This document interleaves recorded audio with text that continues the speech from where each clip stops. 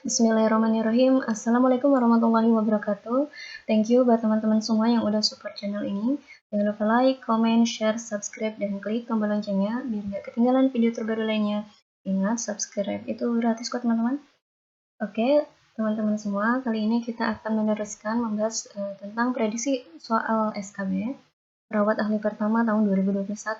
Ini berdasarkan kisi-kisi terbaru dari Menpan RB. Oke, selanjutnya yaitu pada poin ke-13 yaitu tentang terapi komplementer atau holistik atau terapi dengan menggunakan gaya modern ya teman-teman. Nah ini contoh soalnya, salah satu jenis metode time dalam teknik moist wound healing, penyerapan kasa dengan eksudat disebut A. Tissue, B. Infection, C. Moisture, D. Edge of wound, E. Combustion. Jawabannya teman-teman. Jawabannya itu C. Moisture.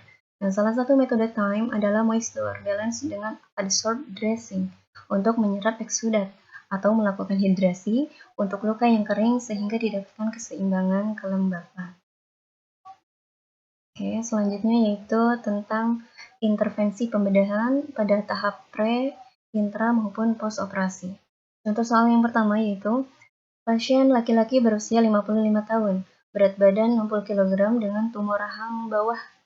Akan dilakukan resaksi dan konstruksi rahang bawah dengan anestesi umum.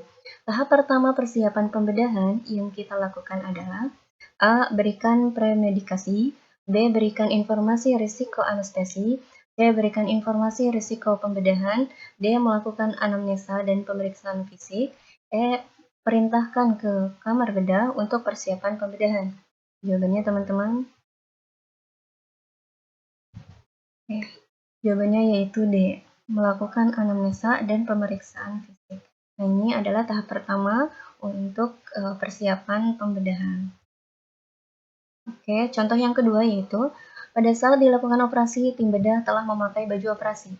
Tindakan selanjutnya yang harus dilakukan tim bedah adalah A. Lakukan desinfeksi pada area yang akan dilakukan sayatan dengan arah dari dalam keluar, alkohol 2 kali, betadine 2 kali. B. Pasang duk pada area yang telah didesinfeksi atau draping. C. Hidupkan cutter unit. D. Lakukan sayatan dengan hand mask dengan arah paramedia. E. Robek subkutis dengan menggunakan cutter hingga terlihat tulang yang fraktur. Jawabannya teman-teman. Oke. Jawabannya yaitu lakukan desinfeksi pada area yang akan dilakukan sayatan dengan arah dari dalam keluar, alkohol 2 kali dan betadine 2 kali. Oke, selanjutnya contoh yang ketiga, seorang laki-laki dengan usia 18 tahun dirawat selama 5 hari di rumah sakit post operasi appendektomi. Klien saat ini masih mengeluh nyeri ringan. Pada pemeriksaan fisik diperoleh luka operasi di daerah kuadran kanan bawah abdomen yang masih tampak basah. Apakah prioritas tindakan keperawatan yang harus dilakukan pada kasus di atas? A. Mengatasi masalah nyeri dengan teknik relaksasi. B. Melatih mobilisasi dan ambulasi dari tempat tidur. C. Mencegah infeksi pada luka dengan melakukan perawatan luka. D. Mencegah terjadinya kambuh dengan memberikan pendidikan kesehatan. E. Memenuhi kebutuhan ADL dengan membantu kebutuhan personal hygiene pasien. Jawabannya teman-teman. Ini jawabannya yaitu mencegah infeksi pada luka dengan perawatan luka. Nah, pasien post appendektomi hari kelima dengan kondisi nyeri terasa ringan, ini menunjukkan bahwa pasien ini sudah bisa beradaptasi dengan kondisi nyerinya tersebut ya.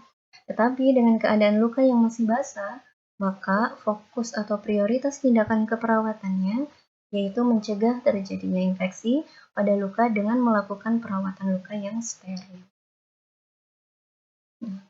Oke, selanjutnya yaitu poin ke-15 tentang tindakan keperawatan dalam pemenuhan kebutuhan nutrisi, eliminasi, mobilisasi, istirahat dan tidur, kebersihan diri, serta kebutuhan rasa nyaman dan pengaturan suhu tubuh. Contoh soal yang pertama, pada saat melakukan pengkajian terhadap Nyonya R, 34 tahun, didapatkan tanda inflamasi pada kelenjar parotis. Nyonya R mengeluh tidak bisa makan karena sakit dan perih dirasakan saat menggerakkan lidah serta rongga mulutnya. Apakah tindakan keperawatan yang tepat untuk kasus di atas? A. Memberikan Pankes, B. Melakukan oral hygiene, C. Modifikasi asupan nutrisi yang adekuat, D. Melakukan pemeriksaan gigi preoperatif, E. Kolaborasi pemberian obat yang menurunkan saliva. Oke, jawabannya teman-teman. Nah, ini jawabannya yaitu modifikasi asupan nutrisi yang adekuat. Oke, selanjutnya yaitu contoh soal yang kedua. Seorang lansia dengan usia 70 tahun dirawat di rumah sakit pos-operasi TURP akibat BPH. Hasil pengkajian didapatkan data, pasien terpasang Foley catheter sudah 2 minggu. Warna urin kuning jernih, dan pada hari ini pasien direncanakan pelepasan Foley catheter. Apakah prioritas intervensi keperawatan pada pasien tersebut? A. Berikan penjelasan tentang perawatan di rumah. B. Anjurkan pasien untuk memperbanyak minum. C. Larang pasien untuk melakukan hubungan seksual. D. Siapkan alat untuk pelepasan kateter. E. Lakukan bladder training. Jawabannya teman-teman? Ini jawabannya yaitu melakukan bladder training. Nah, pasien post-operasi pengangkatan prostat biasanya dilakukan pemasangan Foley catheter dalam waktu yang cukup lama untuk memenuhi kebutuhan BAK-nya dan mencegah terjadinya obstruksi urin yang bekuan darah yang ada bekuan darah pasca operasi.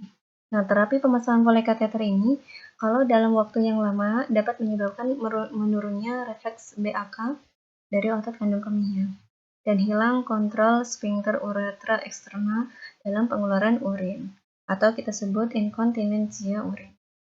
Sehingga sebelum dilakukan pelepasan Foley catheter, pasien prioritasnya yaitu pasien harus dilatih untuk melakukan bladder training. Ini untuk mencegah terjadinya inkontinensia urin tersebut. Next, contoh yang ketiga, seorang laki-laki dengan usia 39 tahun dirawat di rumah sakit hari ke-17 setelah post-operasi reconsplant atau PIN tibia dextra os fracture. Saat dikaji, pasien mengatakan masih mengalami nyeri ringan dan sudah diperbolehkan latihan berjalan dengan menggunakan kruk. Saat ini perawat sedang melatih pasien menggunakan kruk yang baik dan benar. Bagaimanakah posisi kaki pasien yang sakit saat berjalan dengan menggunakan kruk? A. Berada di belakang kruk. B. Maju sejajar dengan kruk. C. Diayun mengikuti arah kruk. D. Menjadi tumpuan saat melangkah. E. Diberi tumpuan dengan menggunakan kruk. Jawabannya teman-teman?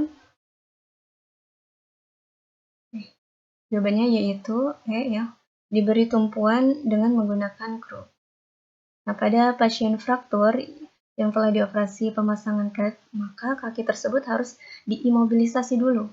Dan ketika berjalan ini tidak boleh diberikan beban berlebihan. Atau ketika berjalan harus diberikan tumpuan dengan menggunakan kruk tersebut.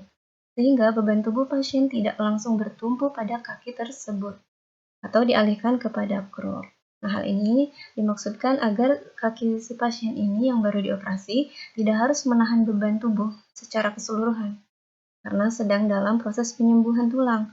Nah, dengan demikian proses penyembuhan tulang ini dapat berjalan baik dan sempurna. Oke, contoh yang keempat, seorang anak berusia 5 tahun dirawat di rumah sakit karena mengalami luka sayat pada lengan kirinya. Lain terlihat sering menangis karena merasakan perih pada lukanya. Kemudian seorang perawat datang membawa buku cerita serta mainan robot. Klien mengaku senang dan terlihat antusias dengan mainan barunya, sehingga berhenti menangis dan lupa akan sakitnya. Apakah tujuan dari intervensi yang dilakukan oleh perawat tersebut? A. Mengurangi nyeri dengan teknik relaksasi. B. Memberikan rasa nyaman dengan pemberian hadiah. C. Membantu keluarga menenangkan klien yang sedang menangis. D. Membantu proses penyembuhan dengan teknik psikologis. E. Mengurangi nyeri dengan distraksi atau pengalih perhatian. Nah, jawabannya teman-teman.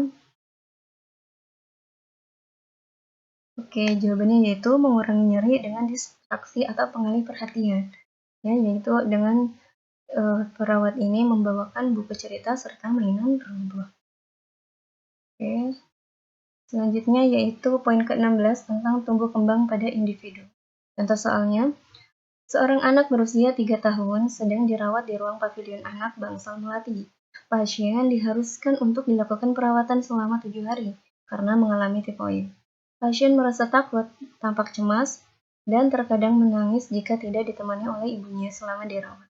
Perawat bekerja sama dengan ibu pasien untuk mengatasi kecemasan anak selama dirawat. Terapi bermain apakah yang tepat diberikan pada anak tersebut berdasarkan tipe isi bermain? A. Sense of pleasure play. B. Skill play.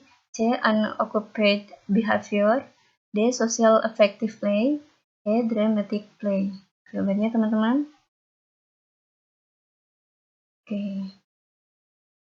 Nah, ini jawabannya yaitu social affective play. Nah, teori terapi bermain ini berdasarkan isi permainannya itu ada 5 ya teman-teman. Yang pertama itu sense of pleasure play, yaitu permainan ini menggunakan alat yang dapat menimbulkan rasa senang pada anak. Misalnya saja permainan bermain pasir. Kemudian yang kedua ada skill play. Permainan ini meningkatkan keterampilan anak, khususnya motorik kasar dan halus. Misalnya bayi akan terampil memegang benda-benda kecil, anak akan terampil bermain sepeda. Kemudian yang ketiga, unoccupied behavior. Contohnya pada kasus tertentu, anak ini sering tampak ya mondar-mandir, tersenyum, tertawa, memainkan kursi, meja, ataupun yang ada di sekelilingnya. Jadi sebenarnya anak tidak memainkan alat permainan tertentu, dan situasi atau objek yang ada di sekelilingnya yang digunakan sebagai alat permainan anak.